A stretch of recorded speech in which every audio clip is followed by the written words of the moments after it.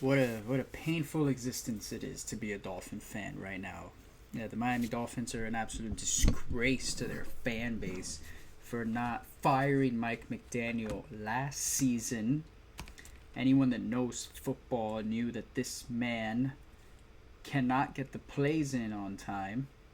Um, Even in his first season, he couldn't get the plays in on time. That's why we lost that playoff game in Buffalo, essentially because it was 4th and 1, and I guess he didn't have a play ready, so delay of game, 4th and 5, and Skylar Thompson incomplete pass. The season is over, and nothing has really changed since then. Beyond that, I'll never forget that after McDaniel's very first opening game against the Patriots in Miami, we won 20-0 or something like that. It's when I think it was the game where Tua hit Waddle on like a 4th and 8 for like a long touchdown because New England just didn't cover Jalen Waddle. I don't know. After that game, Tua and McDaniel both made comments in their pressers about some problems getting the plays in, communication with the plays. And Tua admitted that he had to make some stuff up. And McDaniel kind of supported that. That's exactly what happened. Fast forward to now, and if you watch the Dolphins every single week, like I and so many Dolphin fans have, you'll notice just how frequently this offense is running to the line of scrimmage to snap the ball because they don't break the huddle until there's like 10 seconds left. I don't have to that is a tremendous disadvantage in football, especially for the quarterback. Just to kind of add on to this, we know that McDaniel likes to at times play chess when the team, it's more appropriate to play checkers. And so McDaniel will have these weird formations and then he resets the formation. So in the NFL, you cannot snap the ball until the formation is set according to a legal formation for 1 second. Then you can snap the ball. If you send two guys in motion at the same time and you snap the ball, it's an illegal motion. You can't do that. Illegal shifting. So if you get two guys in motion, they need to set for a second. Then you snap the ball.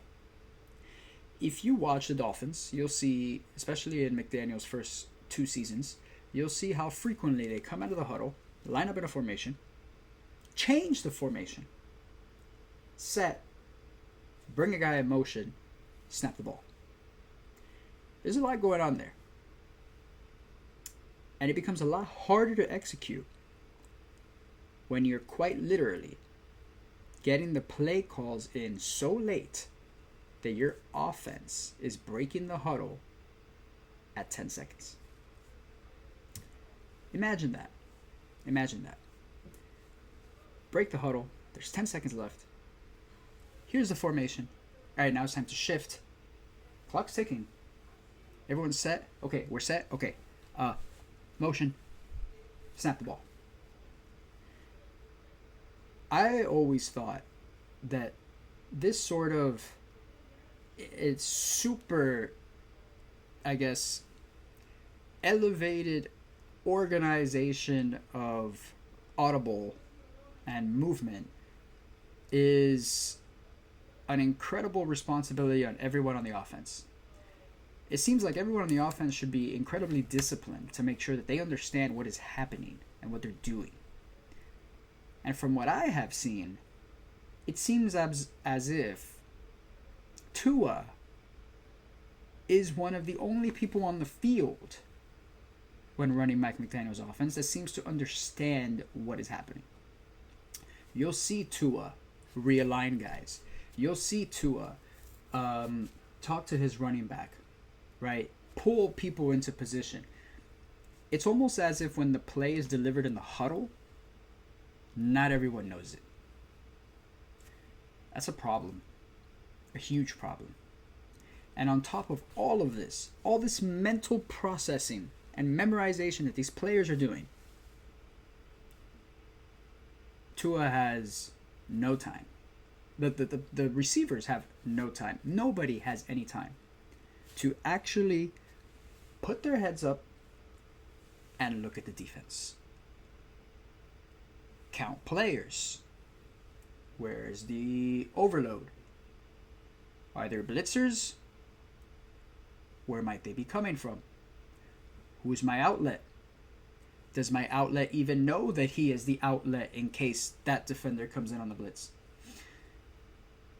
When you give your quarterback no time to survey the field, your receivers no time to survey the field. When you give your offense no time to settle on to the field and observe the defense, everyone is at a disadvantage.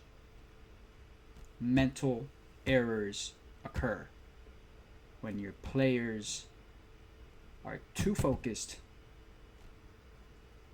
on thinking and not focused on playing. And it gets worse the longer these players are in Mike McDaniel's. All of that.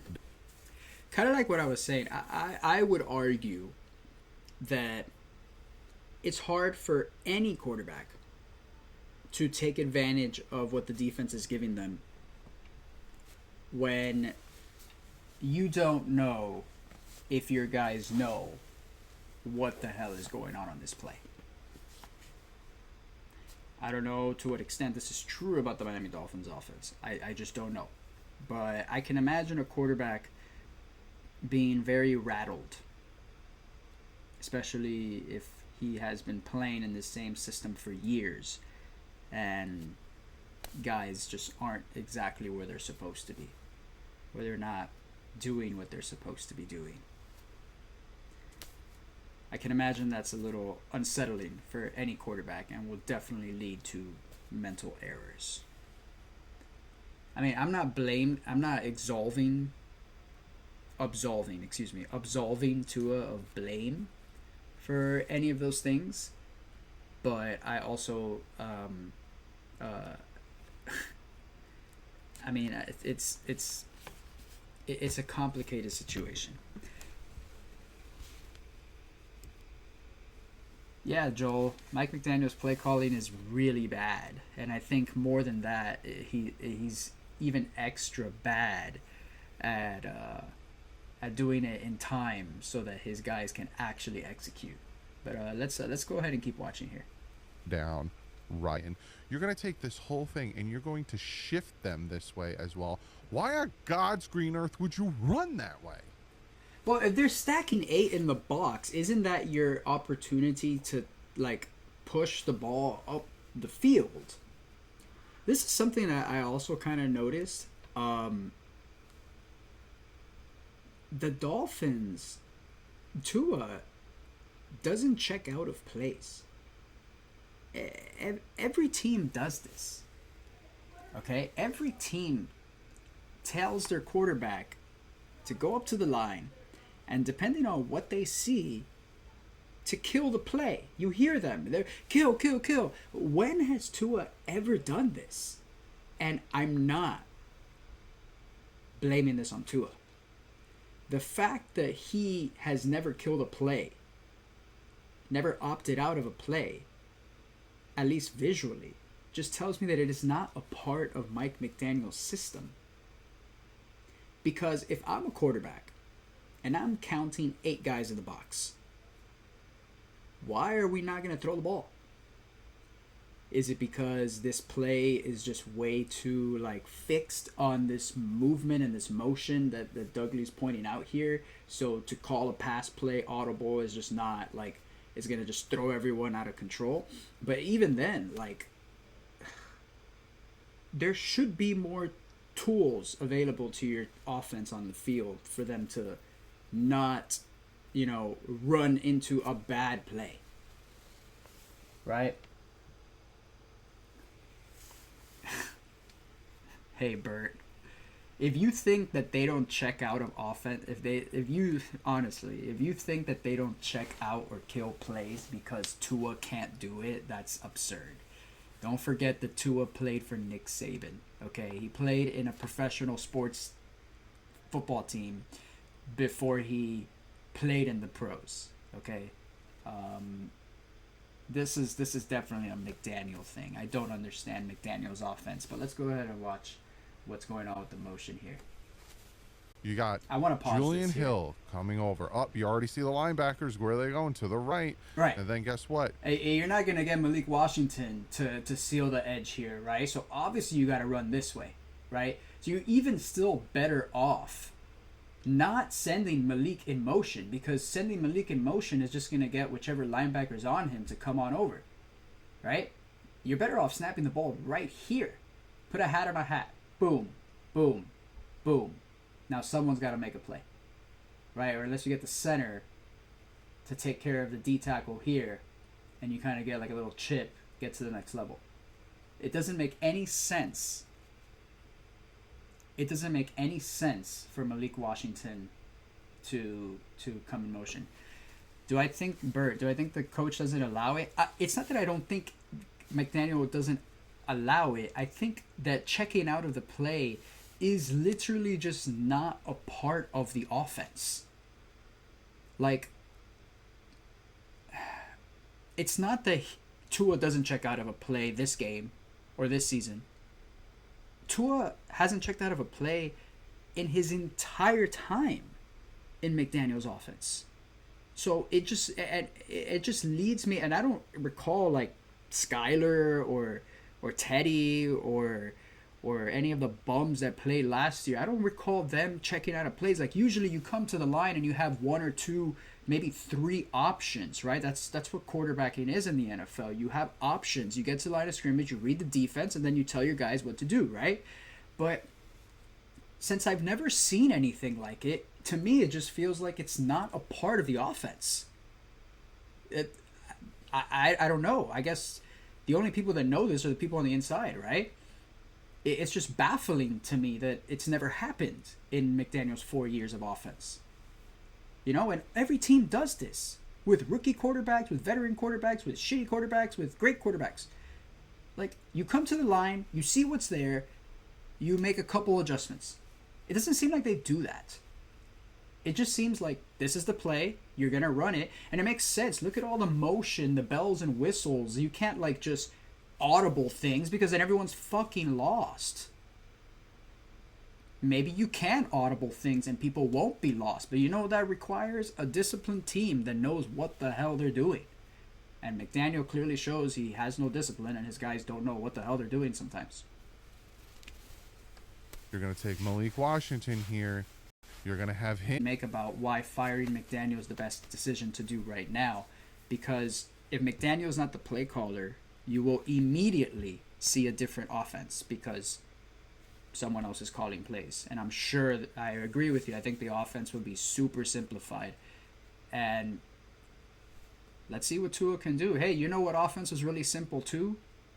The disaster Brian Flores had in those first 2 years. That offense was super simple. Chan Gailey was like 95 years old running that offense. Did Tua look great? Did Tua have weapons? Obviously not. But did they look like this? No. No, they didn't look this dysfunctional. Even with Brian Flores' three-headed play calling monster, whatever the hell that experiment was. But whatever. Let's see. Here we're going to run this way. I agree. I agree. That pass should have gone to Tyreek. However, we don't know what Tyreek was supposed to do on that play. If you observe Tyreek Hill's body language, it's just kind of like, hey, I'm just going to run in the center of the field, and if it's open, hit me. Maybe that's what he's supposed to do. I have no idea. Based on the route combination, it seems like they're flooding the left side of the field, Tyreek might just be the clear. Like, he's trying to clear this, I guess. We have Malik running across here underneath the coverage. It looks like Tyreek really should be not running in a straight line and be cutting in front of this safety, because it's going to bring this safety further out. Maybe he was just waiting to get to the next level, but as you can see right here, that Tua needs to get rid of the ball. Tua needs to get rid of the ball. And maybe I can see why Tua doesn't just throw it right here. Tyreek's going to get blasted by this safety. But if Tyreek is supposed to take his route to the center of the field, that's a very open spot. Look at all this grass here. It doesn't look like Tyreek was intending to run that way. Not saying it's a touchdown, but he would have got more yards than... Right. Because he had to throw it. And finally, when the ball is thrown, Tyreek still hasn't cut his route to the open spot. So it looks like he was intending to run in a straight line to the end zone the entire time. And I don't know. I kind of disagree with Dudley here. I don't think you hit Tyreek there. It's a tough call. It doesn't look like Tyreek was expecting the ball to be thrown here anyway. Strange call. Strange call. Jalen Waddle catching it here. It's just, that one just really didn't make any sense. That might have been Tyreek improvising out there, to be honest. Plant your foot.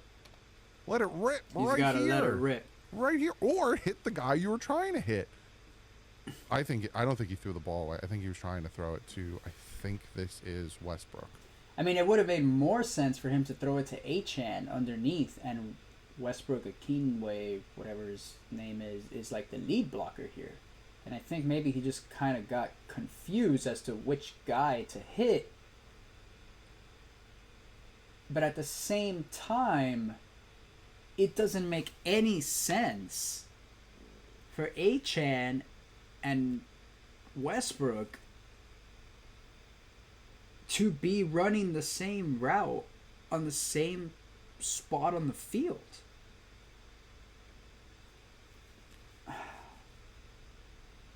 It just seems like one of those guys is not running the route correctly. And again, it just kind of feels like, yeah, I can imagine that being very unsettling for a quarterback in an offense. You know, he looks over there and he sees what the hell is going on. Those guys are not supposed to be there. I don't even have... And then I guess he just wasn't anticipating that he'd have this wide open spot on the field. But I mean, the real culprit here, in my opinion, is the fact that it is 1st and 10 and you're not just running the ball. I believe they punted on this drive. There was 4 straight passes. The first play was a completion of Waddle, a good completion, but then you do this play, and then there's another stupid little screen, and then it's 3rd and 8, incomplete pass, you punt the ball. McDaniel doesn't learn. Sack because he runs out of bounds. Okay, what the heck happened here? I feel like, see, he feels the pressure and he starts to get jittery. Now, don't get me wrong. No one's really open at this point, right? When he plants his foot, no one's really open. No one's open. Now, you could possibly throw it here, but you got the defender coming down, and then you could possibly throw it to him. He's got his back to him. But then he starts scrambling like a chicken with his head cut off. He doesn't and here's the thing. That was the throw right here. That was a throw right here. You needed to be looking that way. But I can see how that's not the front of the play, so to speak. The front of the play is over here. He's not throwing it to the check down because the check down is too far away from the first down marker. And then if he does that, everyone hates him for a different reason, right? But then he starts scrambling like a chicken with his head cut off. He doesn't and here's the thing. If I'm Tua in this situation right here, I'm not even like necessarily trying to hit a target. I'm throwing the ball over here. Right there. Right on the NFL sign. Just throw it over there. Literally. Like, just lob it to that open spot on the field, and either this guy or this guy, Tyreek, probably is going to just go get it. He doesn't have the arm strength to hit right here. I don't believe that.